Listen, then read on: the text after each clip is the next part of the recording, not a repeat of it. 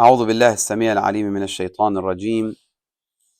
بسم الله الرحمن الرحيم وبه نستعين إنه خير ناصر ومعين. رب صل على محمد وآله الطيبين الطاهرين. اللهم صل على محمد وآل محمد.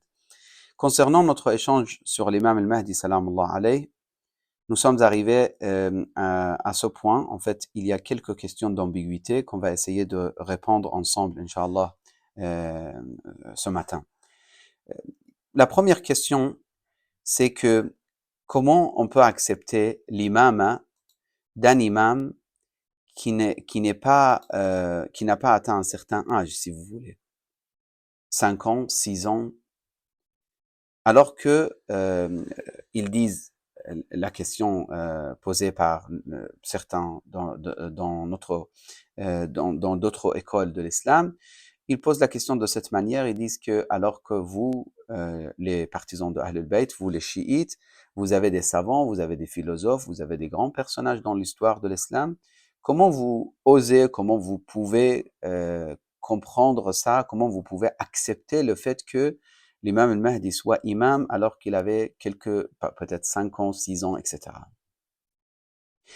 Par rapport à cette question, il faut répondre de plusieurs aspects, si vous voulez.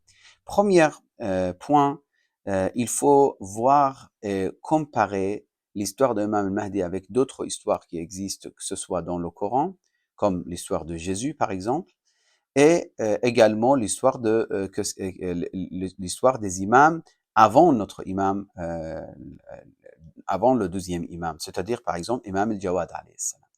Nous savons très bien que l'imam al-Jawad est devenu imam à 7-8 ans, l'âge de 7-8 ans à peu près, et à l'époque, même Bani al-Abbas, ils ont été convaincus que c'était l'imam par excellence et le savant qui n'a pas été comparable, son savoir, sa connaissance, sa sagesse, avec les autres savants de l'époque. L'histoire est très connue, rapportée même dans les sources sunnites, les échanges en fait qu'il y a eu entre les savants et les questionnements qu'ils ont eu avec l'imam al-Jawad et comment il a répondu.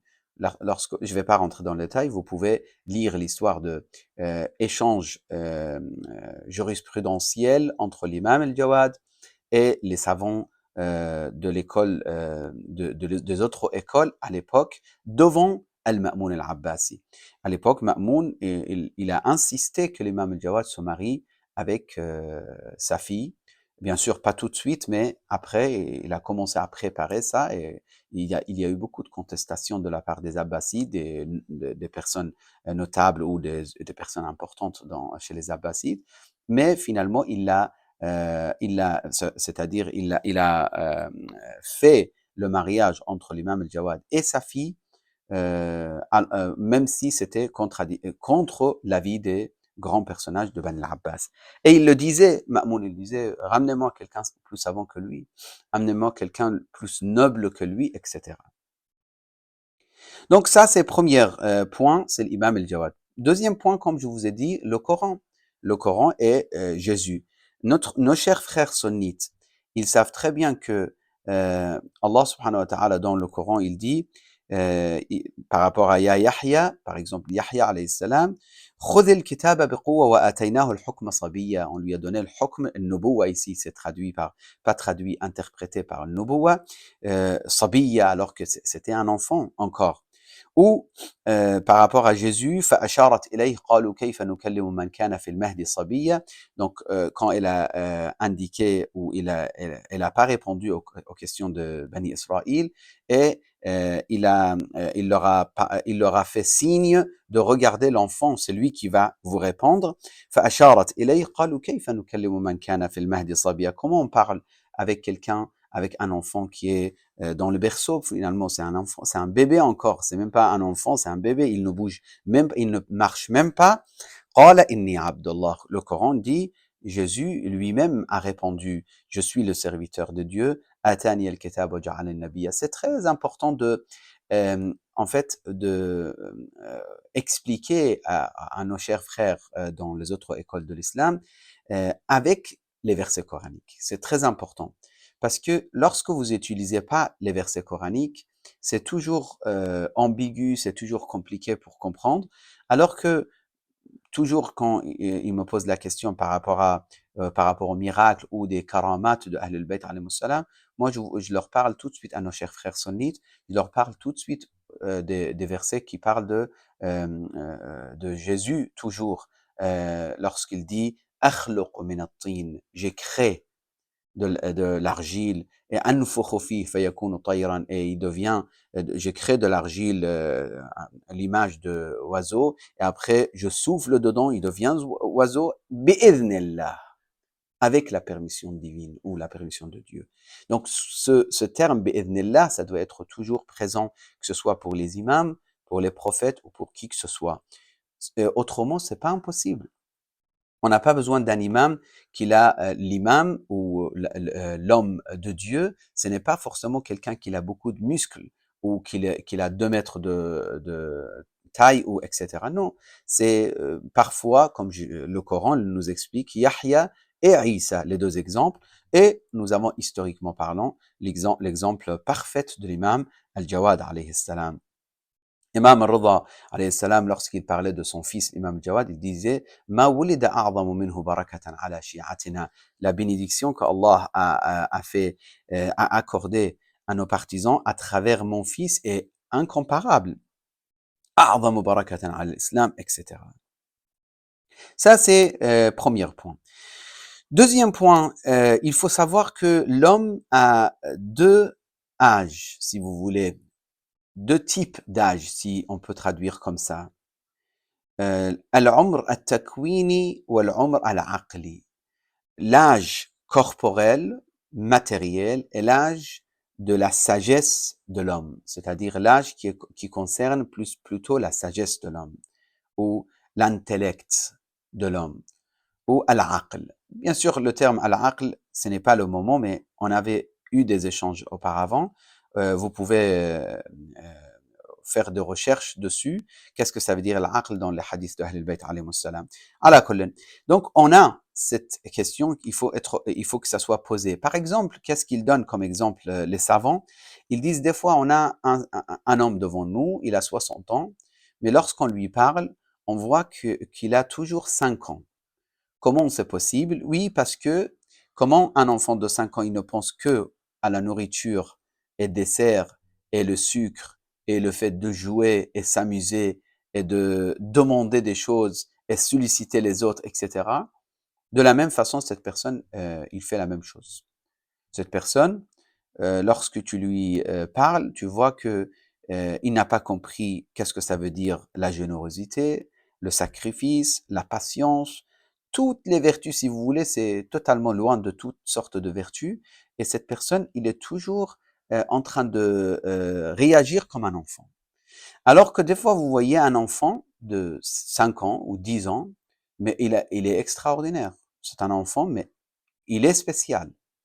Et d'ailleurs, personnellement, j'ai vu un enfant récemment, une vidéo d'un enfant, et cette vidéo, ça date de peut-être 30 ans en tout cas. Cet enfant, 12 ans peut-être, un enfant de 12 ans. Mais vraiment, quand j'ai écouté son discours, comment il parlait de on est créé pourquoi, et qu'est-ce qui nous attend à l'au-delà, etc. J'écoutais, je me suis posé la question, j'ai dit comment, subhanallah, c'est possible qu'un enfant à cet âge, il comprend tout ça. Et des fois, nous, nos enfants, ils atteignent 16 ans, 17 ans, plus, etc. Mais ils sont toujours enfants, vraiment enfants. Ils pensent que à jouer, etc. Et même encore pire, des fois, nous, on dépasse 40 ans, mais on a toujours des caractéristiques des enfants. C'est pas la pureté de l'enfant, parce que la pureté de l'enfant, c'est très beau, c'est magnifique. La clarté, la pureté, etc. Non, malheureusement, on a des caractéristiques comme par exemple, on ne pense qu'à jouer, on est très limité dans la vision, etc. Et ça, c'est catastrophique. Ça existe. Ça existe des enfants, comme je vous ai dit, 12 ans, 10 ans, on dirait. L'Allam al-Halli, c'est un exemple. On a des histoires sur l'Allam al-Halli. Et il était très très petit lorsqu'il avait atteint déjà un certain degré de connaissance et de sagesse. Donc, لكن هناك عمرا عقليا للإنسان قد يرتبط بعمره التكويني. Des fois, oui, Des fois, l'homme grandit, son corps grandit, prend l'âge, et sa sagesse aussi avance. Donc, il est en train de vieillir, mais également, au niveau de sagesse, il est en train de devenir de plus en plus mûr. Mais parfois, ce n'est pas le cas. Parfois, ce n'est pas le cas. Parfois, c'est le contraire. Parfois, il avance très vite, alors que son âge, il est encore très jeune. L'auteur, il donne quelques exemples de certains en Angleterre, qui étaient un enfant qu'il avait commencé à prononcer des mots très très compliqués alors qu'il avait que 3 ans. Et vous pouvez donner beaucoup d'exemples, c'est pour ça que je rentre pas dans ce genre d'exemples. Euh, on peut aussi également voir les personnes qui ont mémorisé le Coran récemment, il y a peut-être 30 ans. Mémoriser le Coran, quand un enfant de 5 ans, vous lui parlez, vous lui donnez cadeau, il répond ce que Allah m'a accordé est meilleur avec les versets coraniques. On lui pose des questions, il répond avec les versets coraniques, etc. Donc ça existe autour de nous. Encore une autre question et que je pense peut-être, Inch'Allah, on verra, peut-être on continue avec cette question également. وهناك سؤال آخر ثالث. كيف تجتمع الإمامة على مسلككم أنتم الشيعة مع الغيبة؟ Il dit, comment vous les chiites, vous croyez à l'imam de l'imam al-Mahdi alors que l'imam est en occultation?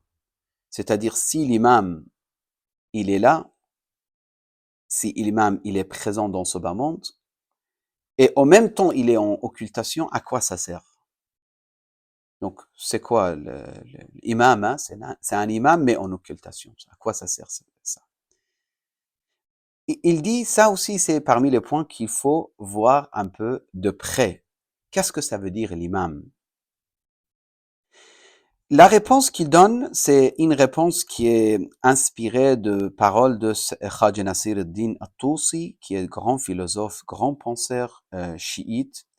Il était ismaélite apparemment et il est devenu chiite Dieu de six mains, c'est-à-dire il croyait en 12 imams et il a écrit des livres extraordinaires. Parmi les livres qu'il a écrits, c'est sur Sharh Tajrid al-I'tiqad, Kashf al-Murad. C'est parmi les livres qu'il a écrits. En tout cas, c'est des livres très très enrichissants qu'il a écrits. Même sur l'éthique, il a des œuvres et des écrits sur l'éthique, que ce soit en arabe ou en perse, etc.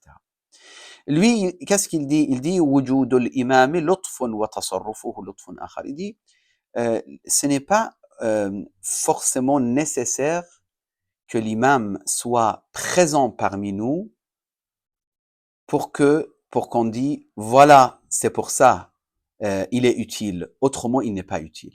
C'est-à-dire, la bénédiction de l'existence de l'imam ne se restreint pas, il n'est pas que au fait, il n'est pas en fait, je vais répéter la phrase, l'existence de l'importance de l'existence de l'imam, ce n'est pas juste parce que il marche parmi nous et il nous parle et il a des, si vous voulez, conséquences sur notre vie personnelle ou sur notre vie sociale directement.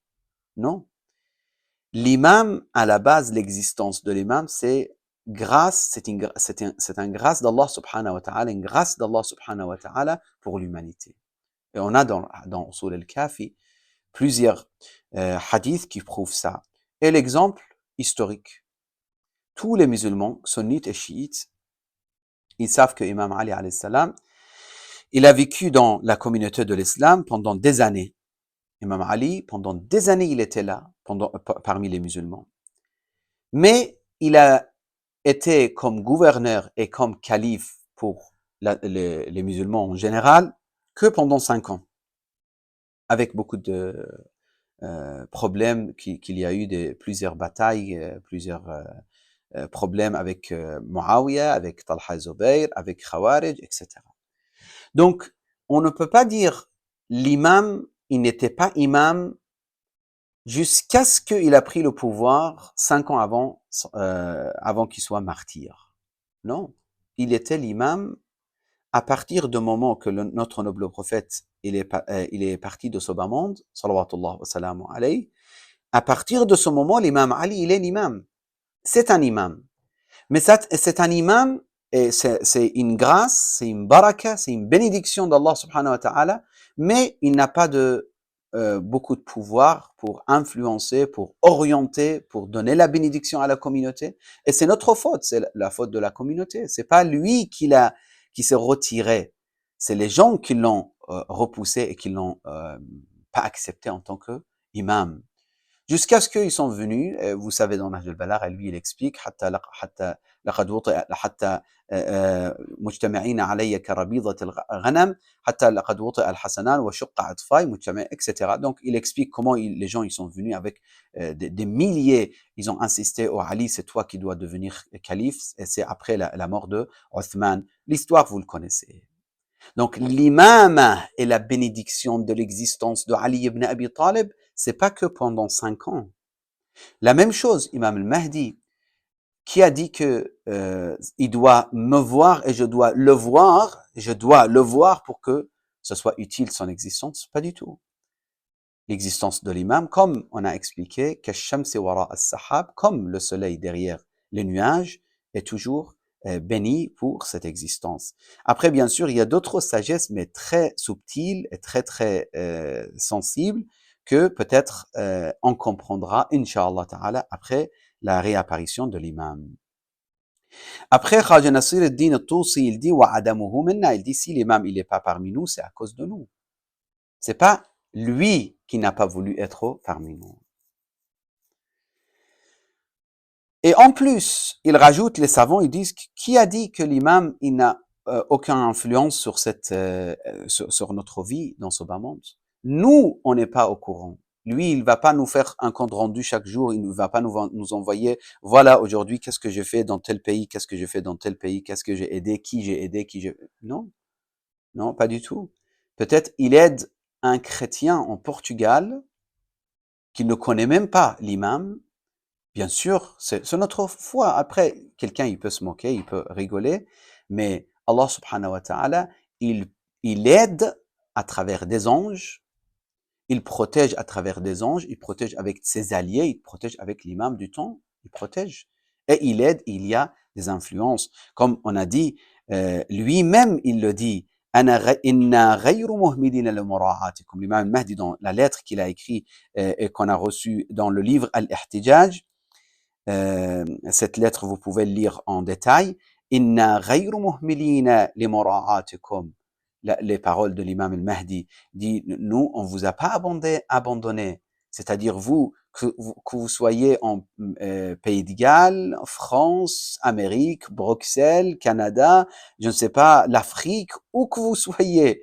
Inna ghayru muhmilina li mura'atikum. On s'occupe de vous. L'imam al-Mahdi qui parle. Après, c'est comme je vous ai dit, c'est croire ou pas croire, comme certains maintenant, ils rigolent, ils disent comment Allah, il va entendre tous ces gens qui prient en même temps à la Mecque. Mais c'est pas possible, ils se moquent. Alors que là, aujourd'hui, vous avez l'exemple intelligence artificielle qui répond à 500 millions de personnes en même temps. Ils se moquent pas. Ils disent, c'est fait, c'est réalité. Ils n'ont pas de problème avec ça, mais ils se moquent. Je me rappelle parfaitement, il y a quelques années, peut-être il y a une vingtaine d'années, que j'entendais c'est une question d'ambiguïté aussi pour certains. Ils disaient comment Dieu répond à plusieurs personnes.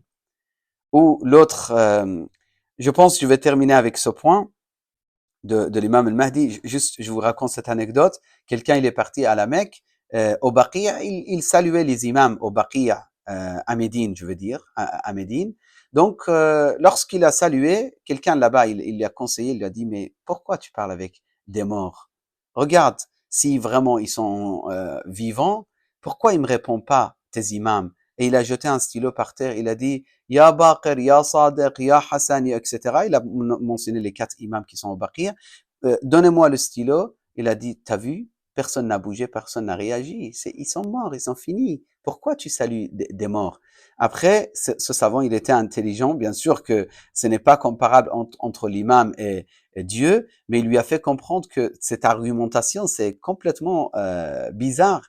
Il a jeté le même stylo. Il a dit, Ya Allah, donne-moi le stylo. Après, il lui a dit, alors, Si Allah ne me donne pas le stylo, ça veut dire Allah n'existe pas. C'est quoi cette argumentation? C'est quoi? C'est pas parce qu'il t'a pas répondu, c'est pas parce qu'il n'a pas exaucé tes vœux qu'il n'existe pas. Ça, c'est parmi les questions d'ambiguïté qui a été cause de l'égarement de beaucoup d'autres personnes croyant dans d'autres religions, que ce soit le christianisme ou autre. C'est très long sujet, je passe vite. إن غير مهملين لمراعاتكم ولا ناسين لذكركم ولولا ذلك لنزل بكم الأواء أو اصطلمكم الأعداء. C'est-à-dire, si on n'était pas là, vous étiez dans les misères et que les ennemis, ils vous auraient complètement dominé. وإني لأمان, dans un autre hadith, je suis une protection pour les gens de la terre, كما أن النجوم أمان لأهل السماء, comme les étoiles sont des protections pour les gens de cieux. Et encore, فأغلقوا باب السؤال, ne posez pas des questions, des détails que vous n'avez pas d'accès. ولا تتكلفوا علم ما قد كفيتم وأكثروا الدعاء, mais priez beaucoup pour accélérer la réapparition de l'imam. فإن ذلك farajukum, c'est grâce à la réapparition de l'imam qu'on sera, Inch'Allah Ta'ala, en paix dans ce bas monde. Qu'Allah Subhanahu wa Ta'ala vraiment nous donne l'occasion d'être parmi les soldats et les serviteurs de Sahib al-Zaman. Wa sallallahu ala sayyid al-mursalin, Muhammadin al-Mustafa wa alihi al-tayyibin al-tahirin.